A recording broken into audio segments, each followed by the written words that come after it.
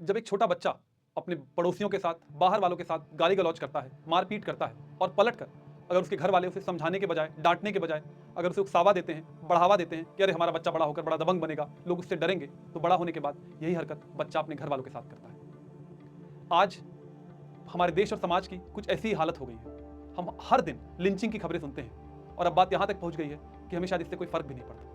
चारों तरफ नफरत और हिंसा का एक ऐसा माहौल तैयार किया गया है कि लोग छोटी से छोटी बात के लिए एक दूसरे की जान ले सकते हैं। और कई बार ऐसी घटनाओं के बाद जो इसके दोषी होते हैं उन्हें सजा देना तो दूर, पार्टियां बाकायदा छुटभैया नेता के तौर पर उन्हें अपने साथ शामिल कर लेती हैं। आप ऐसे मंजर हर तीज त्योहार पे देख सकते हैं, चाहे क्रिसमस का मौका हो, कांवड़ यात्रा हो, कुछ लोग मिलकर बर्थडे पार्टी कर रहे हो, डीजे पार्टी कर रहे हो। इसी का एक उदाहरण 26 दिसंबर को त्रिपुरा के एक 24 साल के नौजवान एंजल चकमा, जो देहरादून से MBA की पढ़ाई कर रहे थे, उनकी मौत के रूप में सामने आया। 6 लड़कों ने मिलकर उन पर नस्लियां टिप्पणी की और उसके बाद चाकू से गोद कर उन्हें मार डाला।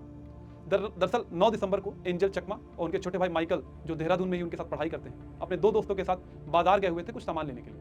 वहीं पर 6 लड़कों का एक झुंड आया जो उन पर नस्लीय टिप्पणियां करने लगा, तुम चिंकी हो, तुम चाइनीज हो, मोमोज हो। और इसके बाद जब इन लोगों ने इसका प्रतिरोध किया कि भाई आप हमें ऐसे क्यों कह रहे हो, तो उनमें से एक लड़के ने अपने कड़े से एंजल के छोटे भाई माइकल के सिर पे वार कर दिया।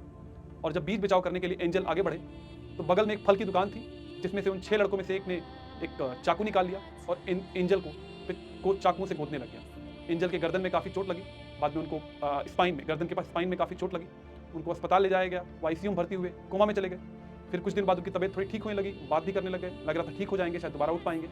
लेकिन 25 दिसंबर को उनकी हालत काफ़ी ख़राब हो गई और 26 को फाइनली उनकी डेथ हुई। ये खबर आने के बाद सोशल मीडिया पर काफ़ी बवाल मचा, हो हल्ला मचा। पूरे नॉर्थ ईस्ट में लोगों में काफ़ी रोष था, जिसके चलते उत्तराखंड की सरकार थोड़ा हरकत में आई। फिलहाल उन 6 लोगों में से 5 लोग गिरफ्तार कर लिया गया है, जिसमें 2 लड़के नाबालिग भी हैं और एक फिलहाल नेपाल के लिए फरार है। लेकिन इंपॉर्टेंट सवाल यहाँ ये है कि ये घटना आखिर हुई क्यों? ये 6 लड़के कोई दुर्दांत अपराधी नहीं थे।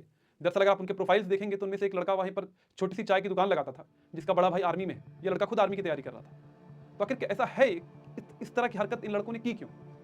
दरअसल पिछले 10 सालों में सोशल मीडिया और मीडिया के माध्यम से चारों तरफ एक हिंसा से लैस एक भीड़ तैयार की गई है, जो हर वक्त गुस्से और नफरत में रहती है।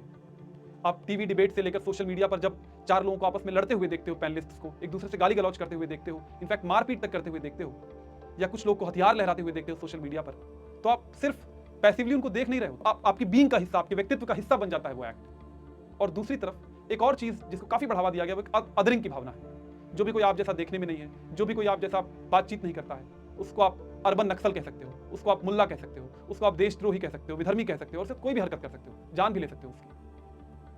दरअसल जो बच्चा आज से 10 साल पहले सिर्फ एक बच्चा था, आज वो बड़ा हो गया है और अब ये घटनाएं किसी के साथ कहीं पर भी हो सकती हैं।